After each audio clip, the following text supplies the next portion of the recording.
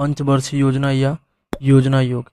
योजना आयोग की स्थापना स्वतंत्रता के बाद 1947 में हुई। योजना आयोग को यूएसएसआर से लिया गया। सर्वप्रथम इसे जोसेफ स्टॉलिन द्वारा 1928 में प्रस्तुत किया गया। योजना आयोग की अध्यक्षता प्रधानमंत्री करते हैं।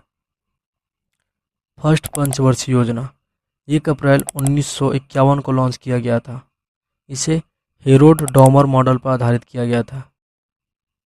यह जवाहरलाल नेहरू के समय में हुआ था। इसकी अवधि 1961 से 56 थी। इसका मुख्य उद्देश्य प्राइमरी सेक्टर और कृषि क्षेत्र को बढ़ावा देना था। कृषि क्षेत्र के विकास को बढ़ावा देने के लिए बांधों का निर्माण, जिसमें भाखड़ा नागल बांध, हीराकुंड बांध, नागा अर्जुन सागर बांध, 3 बांधों का निर्माण करवाया गया। इसका लक्ष्य 2.1% था। इसकी उपलब्धि 3.6% था, जो कि पूर्णतः सफल हुई। सेकेंड पंचवर्षीय योजना पीसी महलनोबिस मॉडल पर आधारित था। यह जवाहरलाल नेहरू के समय में हुआ था। इसकी अवधि 1956 से 61 थी। इसका मुख्य उद्देश्य सार्वजनिक क्षेत्रों को बढ़ावा देना था।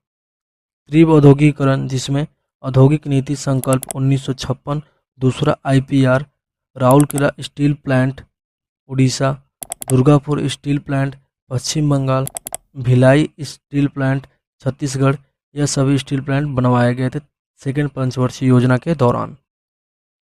थर्ड पंचवर्षीय योजना गाडगिल फार्मूला पर आधारित था।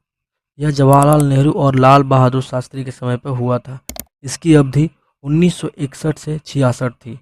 इसका मुख्य उद्देश्य आत्मनिर्भर एवं स्व-उत्पादक अर्थव्यवस्था थी। थर्ड पंचवर्षीय योजना के समय चीन युद्ध 1962 हुआ था और भारत पाक युद्ध 1965 हुआ था। योजना अवकाश 1966 से 1969 तक रही, जिसे वार्षिक योजना भी कहते हैं, जो कि 3 साल के लिए था।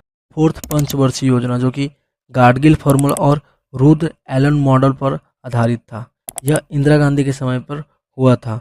इसकी अवधि 1969 से 1974 थी।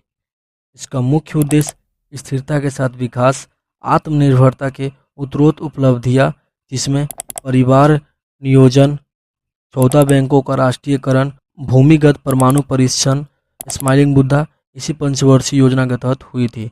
इसका लक्ष्य 5.6% था और इसकी उपलब्धि 3.3%, जो कि एक बड़ी विफलता थी।